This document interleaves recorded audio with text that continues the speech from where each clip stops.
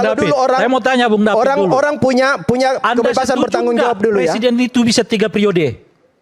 Loh, sekarang undang-undang memungkinkan itu nggak? Enggak, ini bukan soal undang-undang. Anda setuju nggak sebagai ide presiden itu bisa 3 periode? Maksudnya undang-undang bisa dirubah gitu. Kalau kita bersepakat lewat perbaikan undang-undang ya, monggo kalau itu disepakati, nggak ada salahnya. Berarti itu liberal dong. Loh, kok liberal? Gimana Kalau presidennya nggak dibatasi? Loh, kan kalau dibatasi 3 periode apa yang salah? Loh, itu artinya liberal.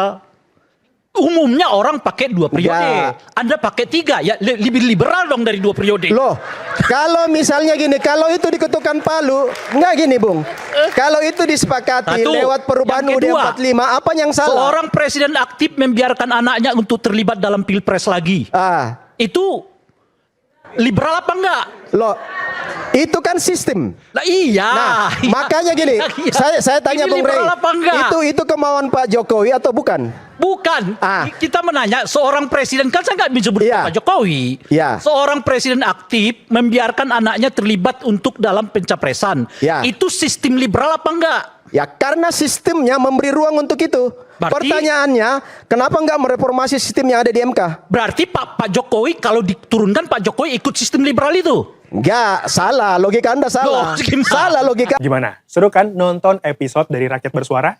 Sebelum kita lanjut, jangan lupa like, komen, dan subscribe official YouTube dari Okezone. Kalau udah, sekarang kita lanjut yuk nonton Rakyat Bersuara. Bahwa kan sebenarnya kalau bicara soal oligarki, bagi saya ini kan sebenarnya ini kecelakaan kita dalam pilihan sistem politik kita hari ini. Kecelakaan dalam pilihan sistem. Hari ini kan kita menganut yang namanya sistem demokrasi yang saya pikir Anda mau menanggapi soal tadi, polisi termasuk juga nanti. Ini pilihan kita hari ini kan kita menerapkan sebuah sistem demokrasi yang sangat-sangat liberal. Bahkan lebih liberal dari asal negara yang sangat liberal di luar sana. Karena dengan sistem yang seperti hari ini kita sangat bebas ya.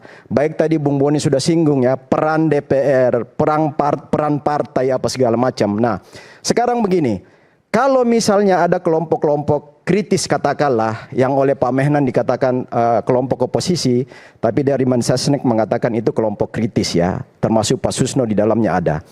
Nah ini karena bagi saya terjadi kemandulan peran dari partai-partai yang tidak masuk dalam pemerintahan yang harusnya memberikan kritisasi, memberikan tawaran, memberikan hal-hal yang konstruktif bagi pemerintahan.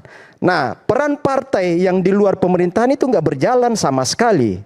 Harusnya partai itu kan bisa, pada salah satu fungsi partai itu kan mengartikulasi dan mengagregasi kepentingan masyarakat di basisnya untuk diterjemahkan menjadi sebuah kebijakan yang disarankan kepada seorang presiden atau pemerintahan. Nah, kenapa tim Pak Susno dan kawan-kawan itu memerankan peran-peran kritis itu? Karena tadi saya katakan, satu, pilihan sistem kita yang celaka. Yang kedua, tidak berperannya fungsi partai sebagaimana seharusnya, ya, sehingga ini dimainkan oleh peran-peran itu. Tetapi di balik itu juga saya mau mengatakan begini, sebenarnya kenapa misalnya Pak Susno dan teman-teman di sana diterima dengan baik oleh Pak Prabowo, itu karena Pak Prabowo ini punya karakter leadership yang yang egalitarian ya, bisa merangkul semua kelompok dan keinginan baik untuk mendengar dan merangkul semua kelompok. Karena seringkali pidato Pak Prabowo mengatakan bahwa republik ini nggak bisa dibangun dengan satu kekuatan saja, atau seorang diri atau satu komunitas saja. Republik ini rentang kendalinya terlalu lebar, luas dan dalam, dan dengan 275 juta lebih masyarakat Indonesia yang harus dikelola secara arif dan bijak. Nggak bisa satu komunitas saja yang bisa menyelesaikan problem itu. Nah, sekarang begini, saya memberi apresiasi luar biasa kepada Pak Susno ya. Bagi saya Pak Susno malam ini bisa menjadi duta penyambung dari apa yang menjadi aspirasi di luar dengan apa yang sedang dipikirkan oleh pemerintahan Pak Prabowo hari ini. Karena yang seperti tadi dengan luar biasa dengan lugas Pak Susno menjelaskan seperti apa sih pembicaraan ketika bertemu Pak Presiden. Dan itu disampaikan secara fair ya, secara bijak.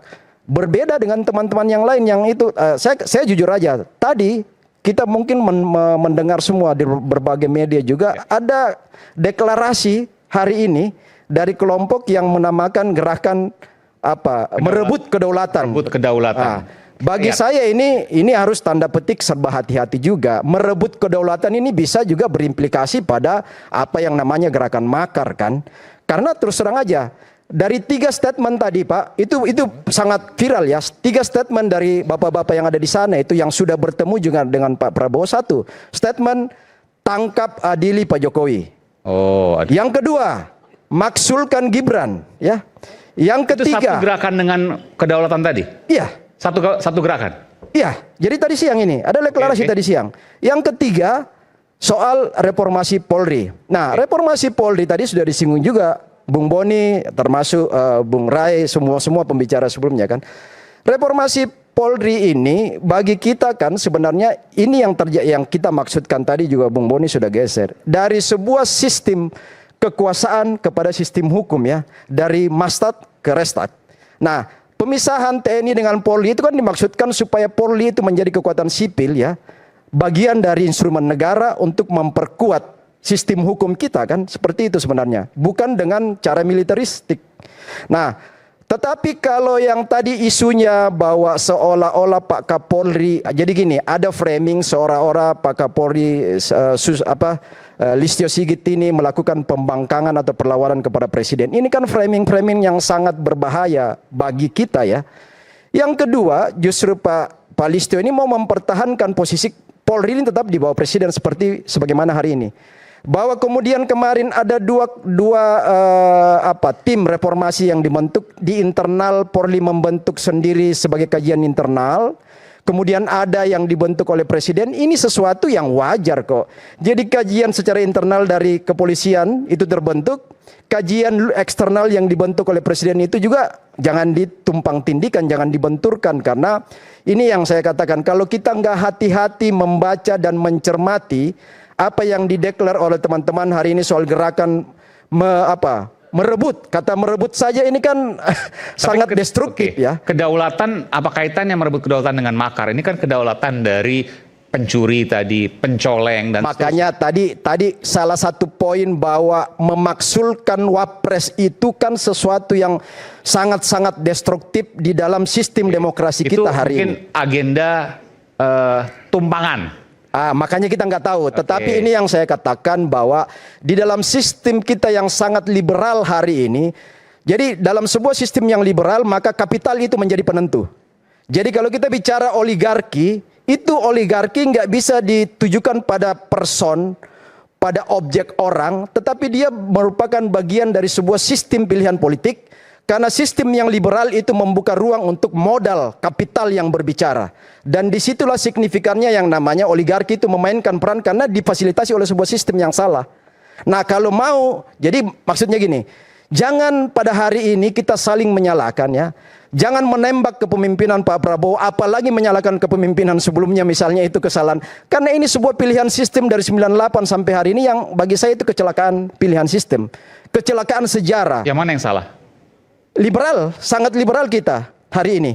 Soal ini biar Bung Ade aja yang menjawab. Ya, nanti dijawab. Jadi liberal yang mana misalnya? Jadi gini, soal begini kemarin gini ya. Karena yang milih sistem ini Bung Ade Armando salah satu. Ya, jadi ini sebenarnya ya kesepakatan kolektif, tetapi di dalam proses liberal yang mana misalnya? Supaya kita bisa perbaiki sama-sama.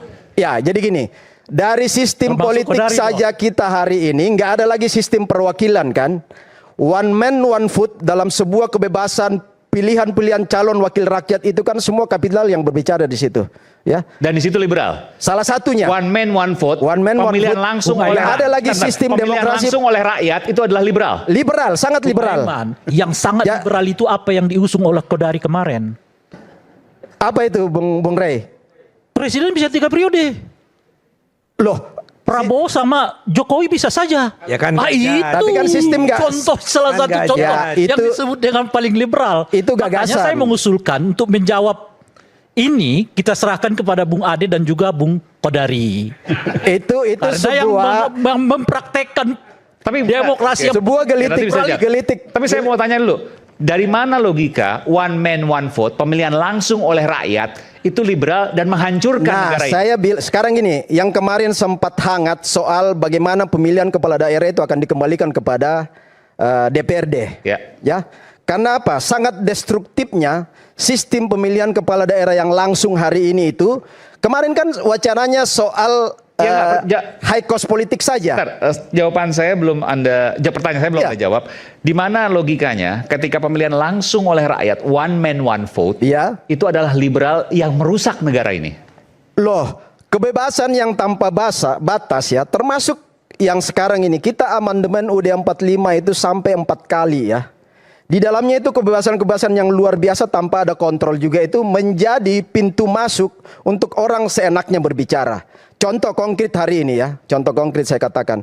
Bagaimana seorang mantan seorang presiden kita dinistakan secara luar biasa tanpa adanya sistem yang melindungi sebuah wibawa seorang mantan presiden ya yang dinista, dihina. Kasus ijazahnya. Kasus salah satu contoh itu ya. Salah satu contoh. Semua pelaku-pelakunya hari ini masih bebas berkeliaran, bahkan tampil terus di media untuk melakukan campaign. Tapi itu kan nggak ada kaitan dengan one man one vote.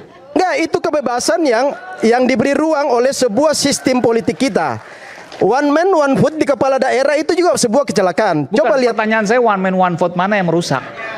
Loh, orang dulu kepala daerah itu dipilih melalui perwakilan DPRD. Dan itu lebih baik.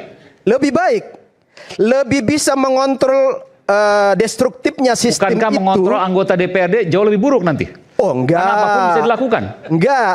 Justru rentang kendali. Contoh gini, saya kasih contoh. Daripada menguasai katakanlah untuk Jakarta 10 juta orang, lebih baik menguasai 100 anggota DPRD. Ya, makanya di situ modal yang berbicara untuk menjadi seorang gubernur. Lebih kecil untuk menguasai. Ya, untuk menjadi seorang gubernur, menjadi seorang kepala daerah, kalau nggak punya modal sekarang, ya, itu sangat susah. Dan apa hubungannya dengan Pak Jokowi? Betul, pertanyaan tadi.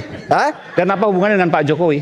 Soal yang mana? Kan katanya merusak pilkada tak langsung, lalu kemudian tadi. Jadi saya bilang sekarang kan sistem kita ini sangat liberal, baik dalam sistem politik ya, sistem sosial kita, budaya kita itu. Bung kalau David, dulu orang, saya mau tanya Bung David orang punya kebebasan bertanggung jawab dulu ya. Presiden itu bisa 3 periode.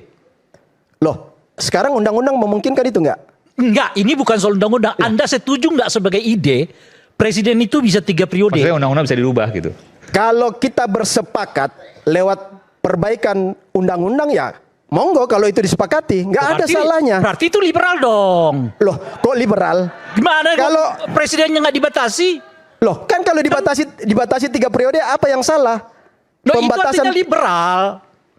Umumnya orang pakai 2 periode. Anda pakai 3, ya lebih liberal dong dari 2 periode. Loh, kalau misalnya gini, kalau itu diketukkan palu, enggak gini Bung. Kalau itu disepakati lewat perubahan UUD 45, apa yang salah? Seorang presiden aktif membiarkan anaknya untuk terlibat dalam pilpres lagi. Itu liberal apa enggak? Loh, itu kan sistem. Lah iya. Nah, makanya gini, saya tanya Bung Rey, itu kemauan Pak Jokowi atau bukan? Bukan. Kita menanya seorang presiden, kan saya nggak menyebut Pak Jokowi. Seorang presiden aktif membiarkan anaknya terlibat untuk dalam pencapresan. Itu sistem liberal apa enggak? Ya karena sistemnya memberi ruang untuk itu. Pertanyaannya, kenapa enggak mereformasi sistem yang ada di MK? Berarti Pak Jokowi kalau diturunkan Pak Jokowi ikut sistem liberal itu? Enggak, salah. Logika Anda salah. Salah logika Anda.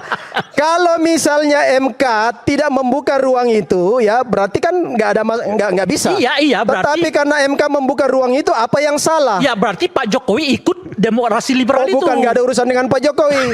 Sistem di MK, sistem di MK itu membuka ruang untuk itu. Jadi jangan selalu personality ke seorang Jokowi, karena itu yang saya katakan. Jangan-jangan nanti rakyat bersuara jadi bilang liberal. Iya. Ini kita juga sangat liberal sebenarnya. Berarti Anda ada di forum liberal. Ya. Silakan. Karena semua orang bisa berbicara dengan apa yang menjadi gagasan-gagasannya. Karena rakyat bisa bicara atas kedaulatannya. Ya, silakan.